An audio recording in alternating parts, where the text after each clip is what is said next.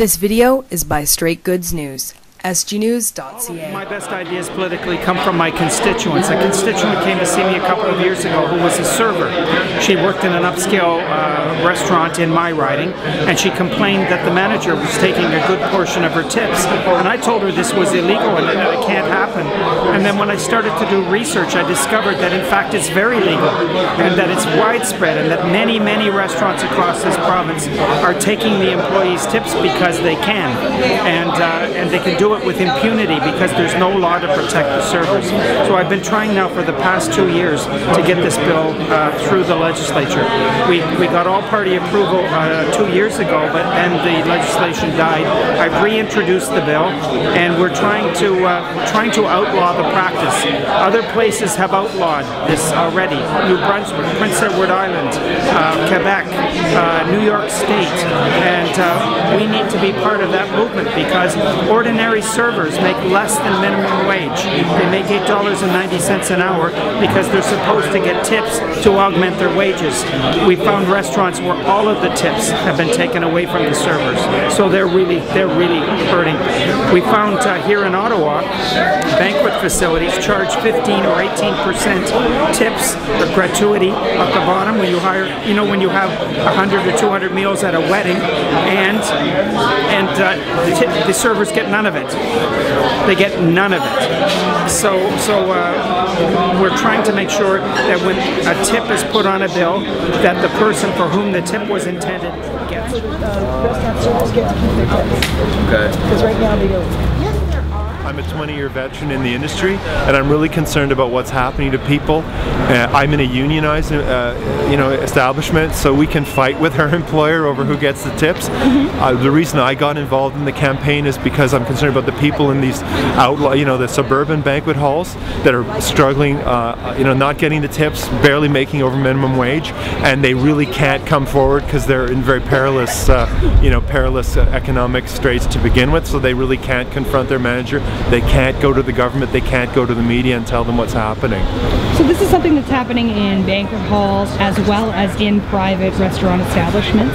I think it's actually more pervasive in banquet halls. People who go to a wedding, go to a sports banquet, go to a graduation, they're going to pay an invoice for their meals, and 15% will typically be tacked onto that as a gratuity. That's money which is taken from the consumer in good faith so that the customer paying the bill doesn't have to tip the servers in cash. It'll be, and the establishment portrays that money as being money that will be given to the servers. And in fact, what's happening, and I actually believe it's the majority of establishments now, are not passing on that money. They keep that 15%. So you pay the markup on your chicken dinner, you pay for your chocolate cake, and you pay for your bottle of wine.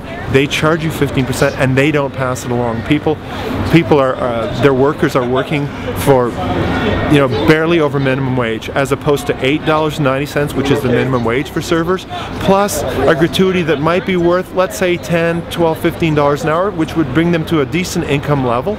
Instead, the employer keeps that $15 an hour tip, and the employee is stuck with a buck or two over minimum wage.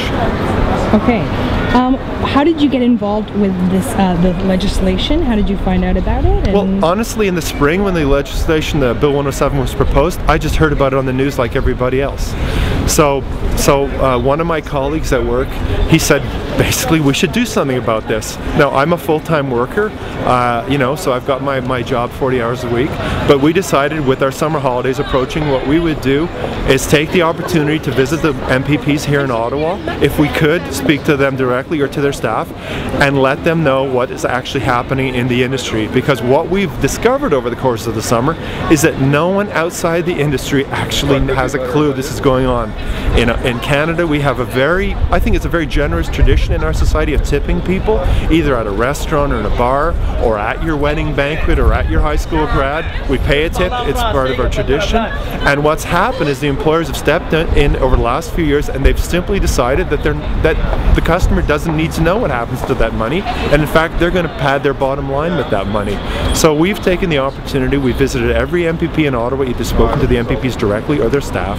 We've also had the opportunity to have a meeting at the Minister of Labour's office down in Toronto, and we also went to Mr. Prue's office down in Toronto and talked to them about what we've been up to. So we've had petitions going here in Ottawa, and we're basically trying to raise awareness, because what we've seen is 99% of the public has no idea that this is happening. People to understand that the industry itself does have lobbyists. They are lobbying against this bill behind closed doors. They will not take a loud vocal public position opposing the bill because they do not want people to know this is going on.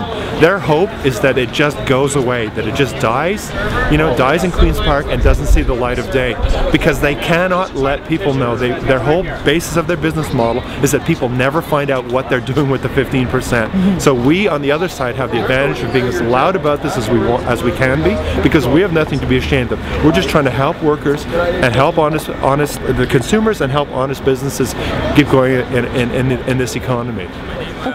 Vadim Malinovsky.